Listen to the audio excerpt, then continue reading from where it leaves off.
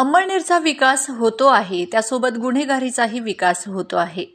गल्लीबोळात झालेली गुंडांची पैदास, हप्तेखोरीत अडकलेले पोलीस, अवैध धंद्यांचा सुळसुळाट यामुळे सामान्य नागरिक वैतागलेले आहेत. स्वतः पोलीस ठाण्याचे प्रभारी तोडीपाणीत अडकल्याने अंमळनेर पोलीस ठाणे बदनाम झाले आहे. तोडीपाणीसाठी जागोजागी दलाल तयार झाले आहेत. कॅबिनेट मंत्री अनिल पाटील यांचा पोलिसांवर वचक नाही, ते स्वतः विधानसभामध्ये टाहो फोडतात. व्यापारी कमालीचे त्रस्त झाले आहेत.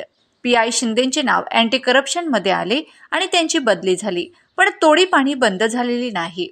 शुभम देशमुखने घातलेला नंगा नाच पोलिसांना आवरता येत नाही. वाढत्या गुन्हेगारीला आळा घालण्यात पोलीस अपयशी ठरले आहेत. गुन्हेगार राजरोस हल्ले करीत आहेत. ज्यांच्यावर गुन्हे दाखल आहेत त्यांना अटक होत नाही. कायदा आणि सुव्यवस्था वेशीवर टांगली गेली आहे. लोकसभा निवडणूक येते आहे, तरीही गुन्हेगार मोकळे फिरत आहेत. हे गृह खात्याचे अपयश असून गृहमंत्र्यांकडे तक्रार झाली आहे. अंमळनेर पोलीस ठाणे तक्रारही दाखल करून घेत नाही. तक्रार द्यायला गेला की समोरच्याला फोन जातो, पाकिट मिळाले की तक्रारच होत नाही. ही अंमळनेरची शोकांतिका आहे.